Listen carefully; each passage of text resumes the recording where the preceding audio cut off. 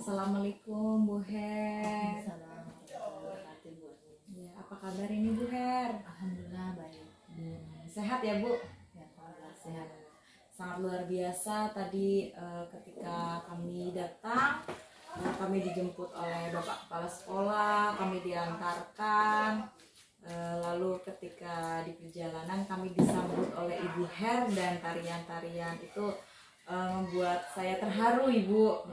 Sambutannya sangat luar biasa walaupun di pedalaman ternyata sambutan dan antusias dari Ibu Her dan teman-teman yang ada di SMP Negeri 2 Teluk Arguni ini sangat memukau. Oke, hari ini kan kami atau kita akan melaksanakan fasilitasi individu nih Bu Her. Bu Her sehat? Ya, alhamdulillah sehat. Oke, untuk fokus fasilitasi individu pada hari ini, nanti kita akan menanyakan atau diskusi mengenai berapa proses atau berapa persen proses-proses yang Ibu Her implementasikan materi-materi guru penggerak di SMP Negeri 2 Teluk Arguni ini. Lalu Bu Her ini sudah ada pengibasan belum nih dengan rekan sejawat? Kira-kira untuk prosesnya sudah sampai berapa persen Ibu? Ini sih belum terlalu maksimal Bu. Walaupun saya berusaha untuk bagaimana supaya apa yang saya dapatkan di BTM 1 dan 2 itu bisa saya sampaikan kepada rekan-rekan juga kepada kepala sekolah, begitupun saya implementasikan pelan-pelan kepada murid. Bagaimanapun walaupun mungkin ada beberapa tanggapan dari rekan-rekan yang kayak berat begitu berubah, tapi saya katakan mari kita bersama-sama ada niat. Tetap saya tidak akan putus asa karena memang sejak saya ikut penggerak saya mendalaminya, memahami ini, ternyata memang itu baik karena dia berpusat pada anak. Tapi itu sudah Bu merubah paradigma yang tadinya terus terang guru itu yang dulunya keras, harus benar, dia memang harus di atasnya daripada murid. Kita mau pelan-pelan kita lebih mendekati murid, bahwa kita mau memang murid itu yang utama, berpihak pada murid itu agak susah memang Bu. Jadi ada memang niat tulus dari dalam hati bahwa kita harus benar-benar jadi pelayan untuk murid. Lalu untuk dukungan nih, kira-kira dukungan dari kepala sekolah, rekan sejawat, atau lingkungan yang ada di sekolah peserta didik itu bagaimana terhadap Ibu dalam mengikuti pendidikan guru penggerak?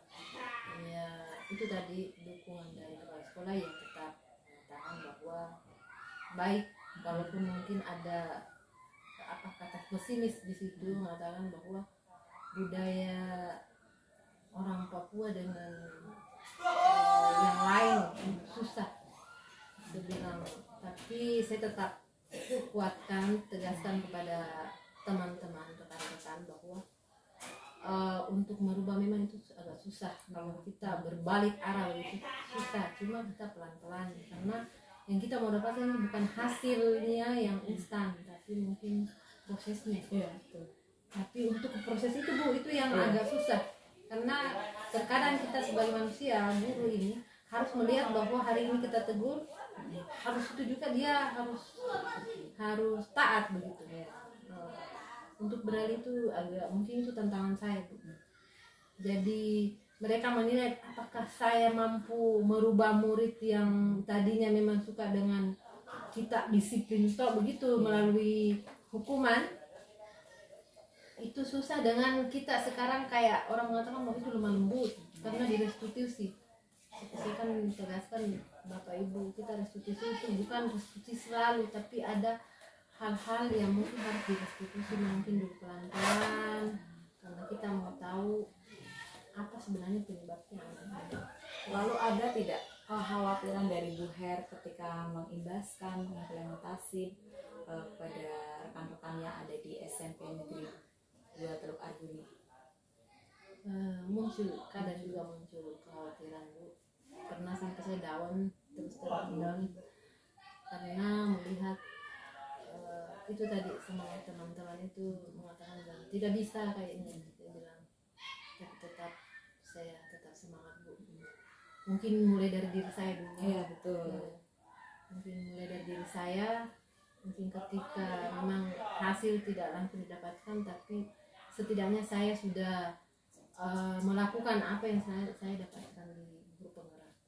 Lalu harapan apa nih yang diharapkan dari Ibu Her setelah mengikuti PTM sebelumnya? Mungkin harapannya ya pasti banyak Bu, sesuai dengan apa yang diinginkan oleh pembelajaran Ki Dewantara itu tadi, bahwa kita berpusat pada murid, dari belakang kita mendorong, memotivasi dan memberi contoh. Semoga dengan pembelajaran yang tadi yang sudah berpihak pada murid dapat saya terapkan, supaya anak itu bisa meraih apa yang diinginkan, kebahagiaan apa yang diinginkan, walaupun kita tidak bisa merubah anak itu bagaimana, tapi setidaknya kita menuntun anak itu untuk menggapai kebahagiaannya. Oke, kira-kira ada harapan baru yang akan datang, kira-kira apa saja? Teman-teman juga ikut tergerak, bergerak. Mungkin yang tadinya cuma satu, pelan-pelan mungkin bertambah lagi lah. Oke. Kita masuk ke tindak lanjut hasil pembelajaran. Kira-kira nih materi apa atau di PTM 1 nih Ibu dari materi filosofi Ki Hajar Dewantara apa yang Ibu pahami atau ketahui? Ya itu tadi yang bahwa ada dari Ki Hajar Dewantara yang tadi ngomong itu bahwa murid itu ibarat padi, kita sebagai petaninya, kita cuma menentunya, memeliharanya, tapi untuk merubahnya menjadi sesuatu yang ini itu bukan kita punya tugas, kita cuma menentunya mau dia mau jadi apa, tapi kita sudah berusaha. Oke, mengenai pembelajaran filosofi Ki Hajar Dewantara, kira-kira ada perubahan apa? Mungkin dari diri Ibu, dari kepala sekolah, rekan sejawat, atau peserta didik yang ada di SMP Negeri 2 Teluk Arjuna, perubahan? Ya itu yang tadi mungkin yang biasanya kita pakai kekerasan, mulai kita sudah tidak dengan kekerasan lagi, tapi dengan bagaimana mengarahkan anak untuk lebih baik, melakukan sesuatu itu bukan karena takut hukuman, tapi karena nilai intrinsik, menggali nilai intrinsik dalam diri anak supaya sadar bahwa ada keyakinan-keyakinan yang harus kita patuhi. Lalu yang mendorong Ibu itu mengimplementasikan nilai-nilai filosofi Ki Hajar Dewantara itu apa aja, Bu? Yang mendorong, yang menggugah Ibu melakukan hal itu? Supaya anak ini dapat menemukan kebahagiaan itu tadi, mungkin menemukan apa yang diinginkan, dicapainya tanpa kita memaksanya, tapi menuntunnya mereka, membimbingnya. Lalu bagaimana respon dari peserta didik di SMP Negeri 2 Teluk Arjuna ketika Ibu sudah dapat memulainya dari diri sendiri mengenai materi filosofi Ki Hajar Dewantara? Ya, awal-awalnya mungkin anak biasa begitu, awal begitu, bukan cuma saya sih, yang itu tadi yang saya katakan, teman-teman mengatakan tidak bakalan Bu, kalau Ibu cuma restitusinya begitu, panggil saya bilang ada batasnya Bu. Mungkin setidaknya saya mengetahui apa penyebabnya mereka melakukan hal yang tidak baik, contoh terlambat atau melakukan kesalahan, tanpa kita harus memponisnya dulu bahwa kita langsung dia salah, tidak, tapi kita mencari apa sebenarnya penyebabnya. Lalu hal yang sudah baik dari perubahan tersebut apa aja, Bu? Lalu hal yang tidak baik apa? Hal yang baik apa, yang tidak baik?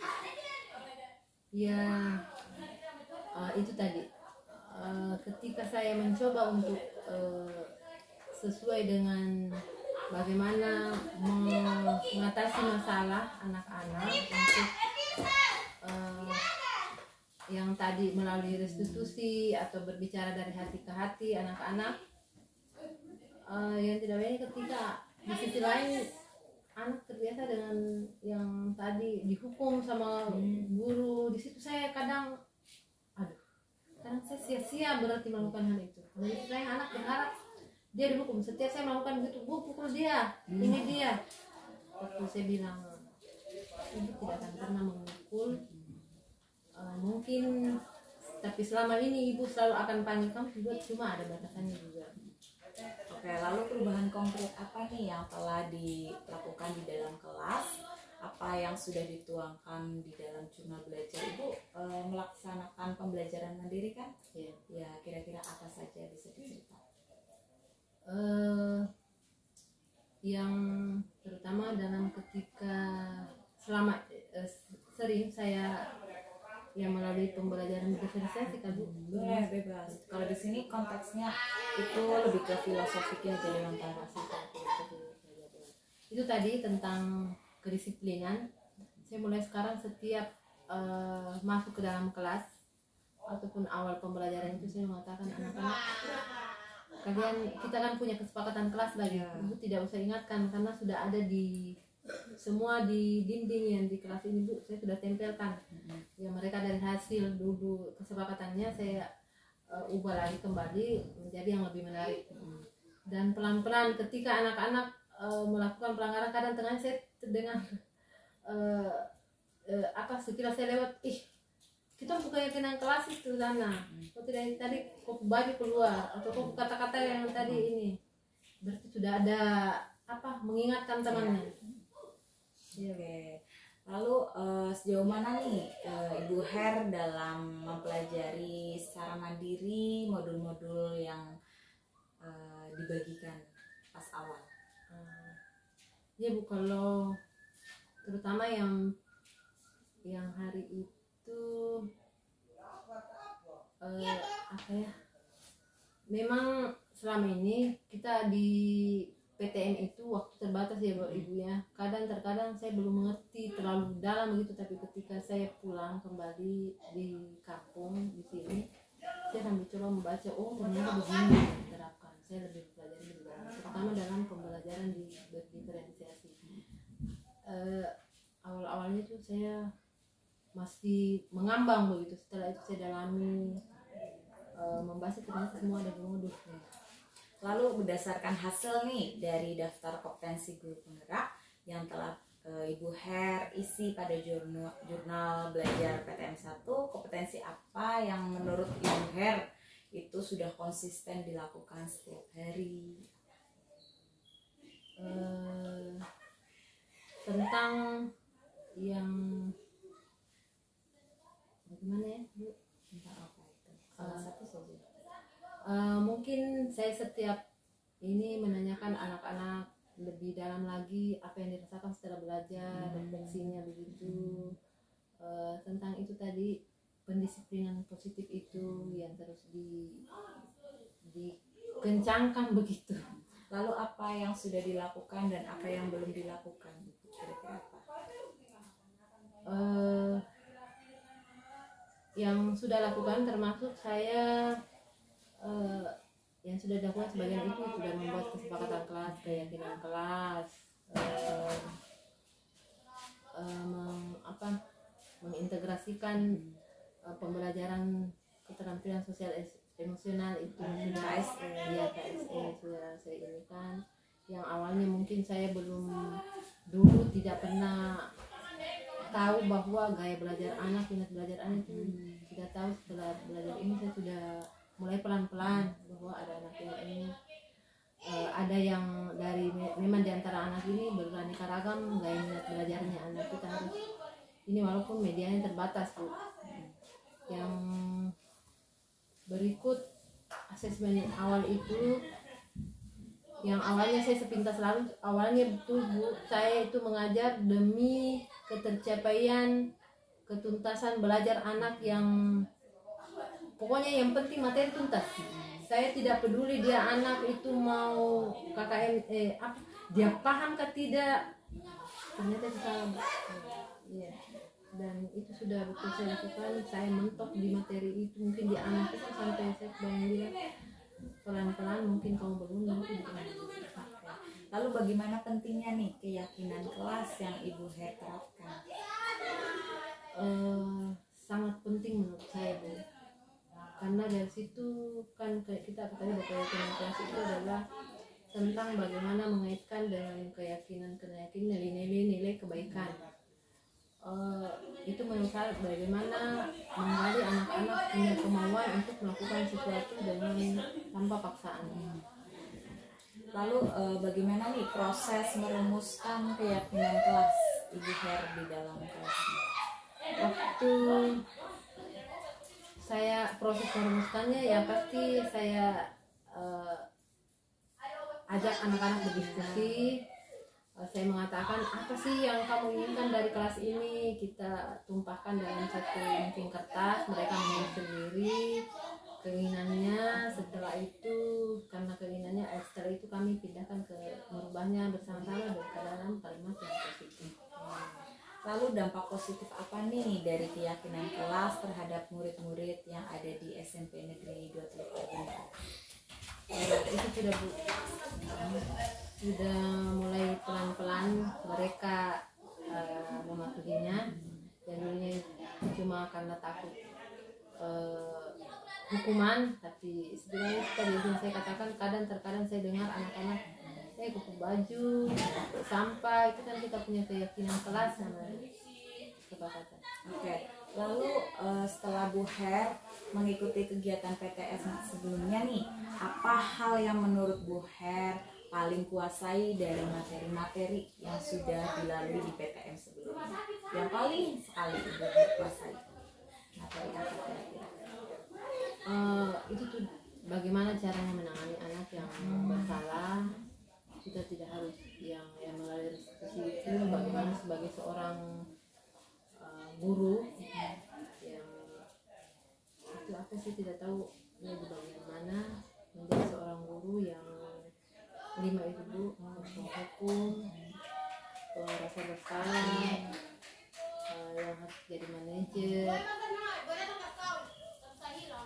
iya itu sebagai teman. Oke. Lalu materi apa nih yang menurut Ibu Her rasakan yang masih bingung? Nah, yang kemarin sempat bingung itu yang diferensiasi, Bu. Oh, itu PTM berapa itu, Bu? PTM 2. PTM 2 dengan Ibu siapa? Ibu Reni. Ibu Reni. Itu apa yang membingungkan itu? Yang pertama sih memang kadang karena mungkin waktunya itu tadi terbatas, jadi saya berusaha mencari referensi lain dan saya memang kurang baca modul. Akhirnya saya melalui baca itu bagaimana memang dasar saya tentang kurikulum merdeka masih kurang.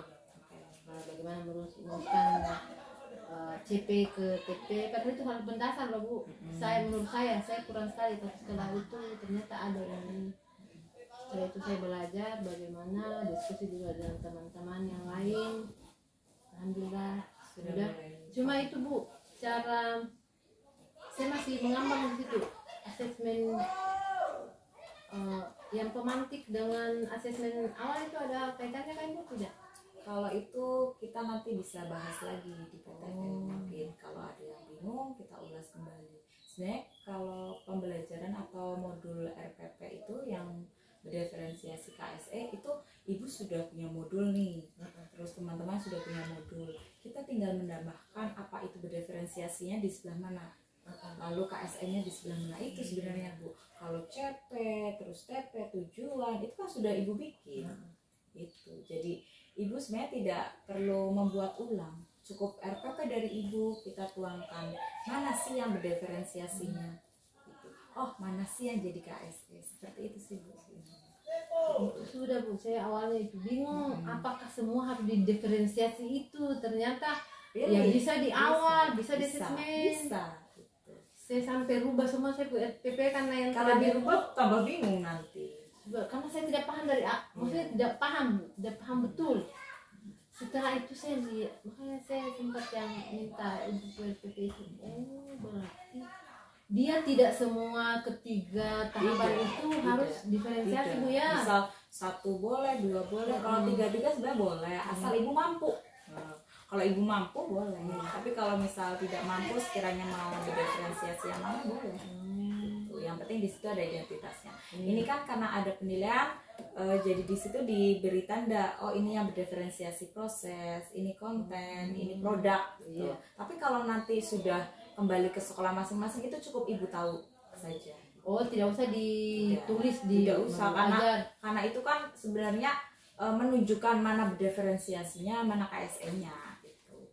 Tapi kalau KSE-nya tetap ditulis. Kalau KSE kalau untuk penilaian ini ditulis. Tapi kalau diferensiasinya juga kalau untuk iya, ibu tidak tulis juga tidak apa-apa. Karena itu kan modul dan RPP-nya ibu. Cuma iya Bu, saya terangkan ke teman-teman, cuma itu harus ditandai di mananya kan? Iya, ditandai, cukup ditandai. Tapi kalau misal biar karena masih awal mungkin ditandai dengan tulisan dulu boleh itu. Tapi nanti kan kita lama-lama paham, oh ini bagian diferensiasi, saya diferensiasi bagian ini, terus KSE-nya di bagian ini. Itu karena masih awal jadi boleh dikasih identitas. Nanti lama-lama paham. Gitu.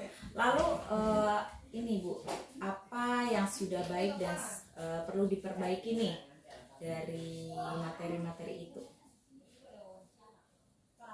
Itu saja Bu, itu saja. Perlu yang diferensiasi lain, yang tentang pendalaman diferensiasi lain lagi, terutama dengan asesmen awal dan pemantik itu Bu.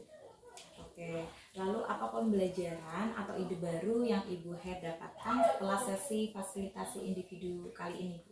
Dengan saya lebih terarah lagi. Yang dulunya tadinya saya agak ini, saya bisa bertanya langsung dengan Ibu, juga bisa melihat saya bagaimana di sini, karena itu Bu. Oke, lalu apa yang perlu diperbaiki nih, yang sudah baik apa dan yang belum baik apa dalam fasilitator di dalam memfasilitasi individu seperti ini? Ada tidak? Tidak sih, tidak sih Bu, tidak selalu, ini kita waktu lebih banyak lagi. Oke, jadi saya juga ucapkan terima kasih Bu atas sambutan dari Ibu Her dan teman-teman.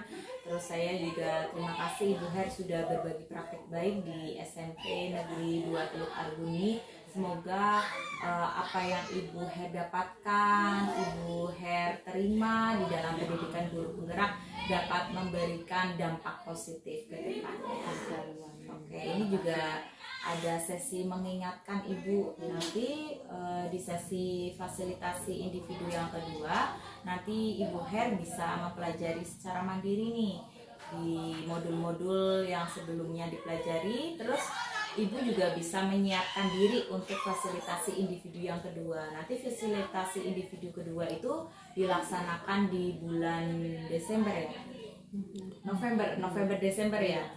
Oke, November itu fasilitasi individu kedua, awal Desember ini ya udah masuk ke panen hasil belajar.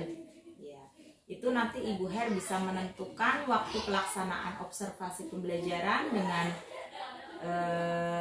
dengan jadwalnya Ibu mengajar gitu. Lalu observasi pembelajaran dilaksanakan 2 JP. Kalau di SMP itu 40 menit 1 jamnya.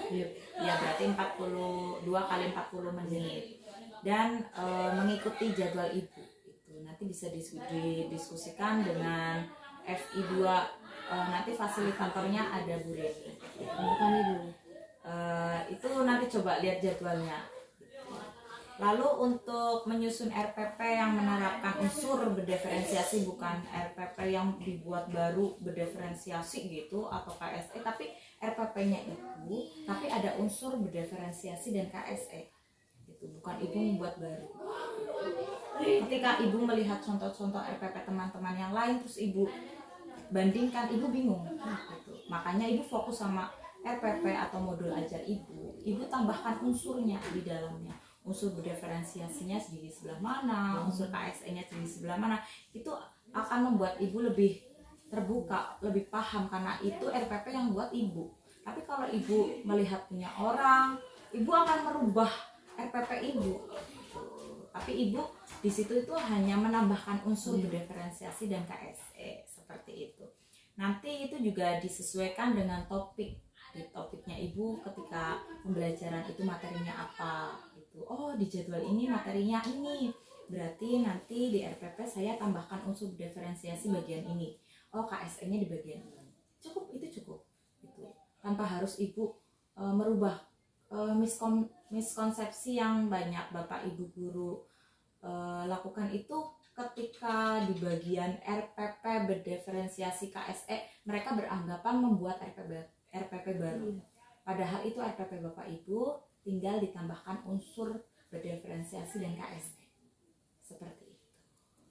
Iya Ibu, saya tambahkan itu sudah Bu, karena saya terus terang kalau yang ke-13 kan itu maksudnya saya paham. Saya bilang, apa nih yang ini? Itu nggak apa-apa, mau yang K13 kurikulum merdeka nggak apa-apa, nggak harus yang kurikulum merdeka, nggak harus kurikulum. Yang mana yang beda sekali ternyata dia perbedaannya itu sudah di asesmen awal juga Bu ya. Kalau di situ tuh mau ibu pakai RPP atau modul ajar yang lama, kurikulum lama atau kurikulum yang sekarang, nggak ada bedanya. Di situ hanya menambahkan unsur diferensiasi. Formatnya juga Formatnya boleh, bebas Bu. boleh bebas, tidak harus mengikut karena ibu contohnya seperti itu akhirnya ibu rubah. Itu sudah karena saya lihat yang itu sudah bilang saya heran yang dikasih Bu Nani, saya sangat persis itu langkah-langkahnya pertama itu sampai saya rubah saya punya. Ya, kalau ibu seperti itu berarti ibu merubah RPP. Padahal ibu udah punya RPP, udah punya modul.